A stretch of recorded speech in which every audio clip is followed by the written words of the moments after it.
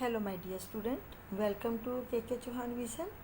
आज हम एक नया क्वेश्चन करने जा रहे हैं, एयर पोल्यूशन। ये नेचुरल रिसोर्सेस लेसन में से लिया गया है। तो क्वेश्चन है, वायु प्रदूषण किसे कहते हैं? What is called air pollution? तो addition of undesirable particles in air. ठीक है, जब एयर में अनडिजायरेबल पार्टिकल्स, अवांछित पदार्थ मिल जाते हैं तो जो एयर है वो हानिकारक बन जाती है। तो अवांछित पदार्थों का वायु में मिलकर उसे जीवों के लिए हानिकारक बना देना वायु प्रदूषण कहलाता है। और वायु प्रदूषण के दो प्रकार के कारक पड़ेंगे, एक नेचुरल और एक जो है वो मैन मेड या आर्टिफिशियल। ठीक है, तो नेचुरल जो कारक है, प्राकृतिक कारक कौन कौन से हैं? जैसे ज्वालामुखी फटते रहते हैं, तो ज्वालामुखी फटते हैं तो इससे आपको पता है सल्फर डाइऑक्साइड गैस, डस्ट, ये सब कुछ निकलते हैं, धूल कण निकलते हैं। तेज आंधियाँ आती हैं जो, ठीक है, स्टॉर्म्स आते हैं, तो वो भी वायु प्रदूषण का कारण बनती है। अक्सर जब गर्मी का मौसम होता है तो जंगलों में आग लग जाती है। ठीक है, तो जंगलों में जब आग लगती है तो उससे धुआं निकलता है और गैसें भी निकलती हैं। ऐसे ही जो दलदल वाले इलाके हैं, ठीक है, तो वहाँ पर भी क्या होता है, दलदल वाले इलाकों में भी जो है मीथेन गैस निकलती है, तो वो भी बदबू वाली होती है ना मीथेन गैस। तो releasing of methane gas from the marshy lands बोलते हैं इनको ना।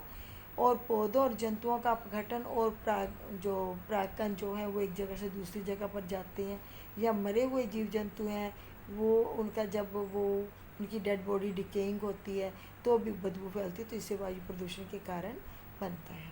ठीक है, अब हम वायु प्रदूषण के ये तो थे जो है प्राकृतिक कारक। अब हम पढ़ेंगे जो है आर्टिफिशियल कारक, कृत्रिम कारक। तो जैसे हम वाहन चलाते हैं ना, तो वहाँ से धुआं निकलता है, स्मोक ऑफ व्हीकल।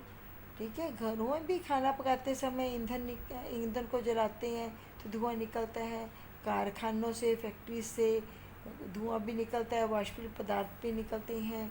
ठीक है, और धातु निष्कर्षण क्रियाएं जो जब जहाँ पर मिनरल्स जो है ना उनका एक्सट्रैक्शन किया जाता है ना, उनका उनका निष्कर्षण किया जाता है और खनिजों का खनन किया जाता है।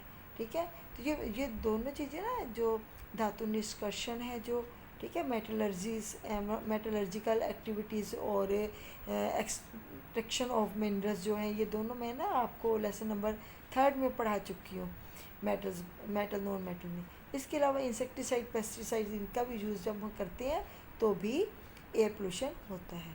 अब एयर पोल्यूशन जब होता है, ठीक है, तो क्या हमारी एयर हमारे लिए अच्छी रही? अच्छी नहीं रहती। तो एयर पोल्यूशन को कम करने के लिए हम क्या करेंगे? मोर ट्रीज जो है, अधिक से अधिक पेड़ पौधे लगाएंगे। और व्हीकल जो है, ठीक है, इनका जो है सर्विस कराते रहेंगे। फैक्ट्रीज को हम दूर लेके जाएंगे शहरों से। ठीक है, तो जब वायु प्रदूषण होता है तो इसका साइड इफेक्ट क्या निकलता है? तो 2 साइड इफेक्ट मैं आज आपको पढ़ाऊंगी वायु प्रदूषण के। एक तो है धूम कोहरा क्या है, ठीक है, इसको स्मोग बोलते हैं। क्या बोलते हैं? स्मोक। What is smoke? ठीक है, और इसका बताना हमने कि इसका क्या बैड इफेक्ट, क्या इल इफेक्ट क्या पड़ता है। तो जब वायु में धुआं है, इसके अलावा डस्ट पार्टिकल्स है, ठीक है, वो और जल की बूंदें, वाटर वेपर्स भी हैं, सब कुछ ये आपस में मिल जाते हैं, मिलकर एक धूम कोहरा या स्मोक बनाते हैं। अक्सर सर्दियों में क्या होता है, पानी की बूंदें जो होती हैं ना वो ठंडी होती हैं ना, और एयर में ठंडी बूंदें मिलती हैं हमको, तो उसको हम कोहरा बोलते हैं। तो कोहरे में धुआं और धूल कण ये भी मिल जाते हैं, तो क्या बन जाता है? स्मोक बन जाता है। और इससे क्या होता है, घरों में, कारखानों में, वाहनों में जो हम ईंधन यूज़ करते हैं, उस ईंधन के जलने से जो गैसें निकलती हैं वो भी इस कोहरे में मिल जाती है, स्मोग में मिल जाती है। अब स्मोग में क्या क्या मिल गया? देखो, स्मोग में एक तो धुआं मिल गया, धूल कण मिल गए, कोहरा जो मैंने बोला कि सर्दी के मौसम में जल की ठंडी जमी हुई बूंदें, ठीक है, और विषैली गैसें। विषैली गैसें तो घरों से, कारखानों से, वाहनों के में जो ईंधन जलाते हैं वहाँ से निकली, कोहरा ठंडे पानी से आया, धुआं और धूलकण तो एयर में है। तो सब मिला के क्या बन गया? स्मोक। अब स्मोक जो है, ठीक है, स्मोक जो है धूम कोहरे में उपस्थित विषैली गैस जैसे सल्फर डाइऑक्साइड गैस है, ये बहुत ही हानिकारक गैस है। इसके अलावा जो पर ऑक्सी एसिटल नाइट्रेट, PAN नाम याद कर लो इसका, होती है, ये भी हमारे लिए हानिकारक है। अब ये धूम कोहरा जो है ना, ये वायुमंडल में बहुत ऊंचाई पर नहीं जाता, नीचे नीचे रहता है, ठीक है, और महासागरों के ऊपर तो एक प्रकार का बादल सा ही बना देता है ये, ठीक है। और ये अब बनता कब है? मैंने बताया था सर्दी के मौसम में बनता है। अब कहते हैं धूम कोहरे के हमने हानिकारक प्रभाव बताने हैं। आपने कभी विंटर में इंडिया में खास करके जब हम सफ़र करते हैं तो आपने देखा होगा सड़क पर कुछ दूरी पर ही हमें कुछ दिखाई नहीं देता है, तो धुंध सी इतना कोहरा हो जाता है ना, तो विजिबिलिटी कम हो जाती है। तो यह यातायात में बाधा डालता है, क्योंकि इसके कारण बहुत कम दूरी तक भी कुछ दिखाई नहीं देता। और ये क्योंकि ऊंचाई पे नहीं उड़ता है तो नीचे नीचे रहता है, तो सड़कों पर वाहन चलाना और ही मुश्किल हो जाता है। अगर हम पैदल चल रहे हैं, धुआं है, ठीक है, ये हमारे आँख, नाक, गले में जो है जलन पैदा करता है। ये कौन? स्मोक, ठीक है। और धूम कोहरा जो है उन जीवों के लिए, सभी जीवों के लिए हानिकारक हो सकता है जिनके शरीर में सांस के द्वारा ये प्रवेश कर जाता है। देखो सभी जीवों ने सांस तो लेना ही है, तो उनके जैसे प्रवेश करता है तो देखिए दमा का रोग हो सकता है, इसको हम एस्थमा बोलते हैं, और हार्ट डिजीज़ भी जो इससे हो जाती है, क्योंकि हार्ट को, लंग्स को, हमारे ब्लड को ऑक्सीजन चाहिए ना, तो ब्लड में ऑक्सीजन कम जा रही है, क्योंकि कोहरे स्मोक के कारण ऑक्सीजन की परसेंटेज कम हो जाती है। तो कम हो जाती है तो हार्ट को बार बार जल्दी जल्दी पंप करना पड़ता है, तो हार्ट जो है ना वो वीक हो जाता है, तो हार्ट संबंधी रोग भी हो जाते हैं। एक तो ये था हमारा वायु प्रदूषण के कारण जो इसका साइड इफ़ेक्ट आता है, इसको हम स्मोक या धूम कोहरा कहते हैं, वो हमने पढ़ा। और एक साइड इफ़ेक्ट आता है अम्लीय वर्षा। वर्षा जब आती है, वर्षा का पानी सबसे शुद्ध माना गया, ठीक है।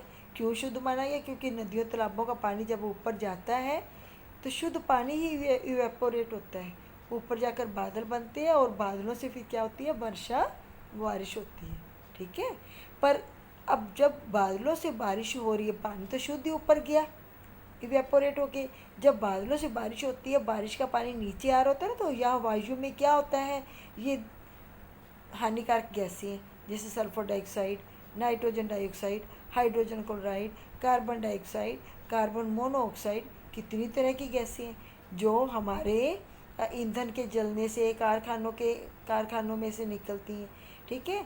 तो ये गैसें इस वर्षा के जल के साथ मिलकर, जैसे मैं आपको बताती हूँ, जैसे ये कार्बन डाइऑक्साइड गैस है, दोबारा से बताती हूँ, जैसे ये कार्बन डाइऑक्साइड गैस है, ठीक है, ये वर्षा के जल के साथ, ये तो शुद्ध था ना वर्षा का जल, इसके साथ मिला तो क्या बना दी? कार्बोनिक एसिड बना दिया, ठीक है। जैसे नाइट्रोजन डाइऑक्साइड गैस है, ठीक है, वर्षा के जल के साथ मिली तो क्या बना दिया? नाइट्रिक अम्ल बना दिया, HNO3 बन। जैसे सल्फर डाइऑक्साइड गैस की बात करेंगे, ये पानी के साथ मिलता है, वर्षा के जल के साथ मिला तो क्या बना दिया? सल्फ्यूरिक अम्ल बना दिया, H2SO4 बना दिया। अब ये सभी अम्ल है।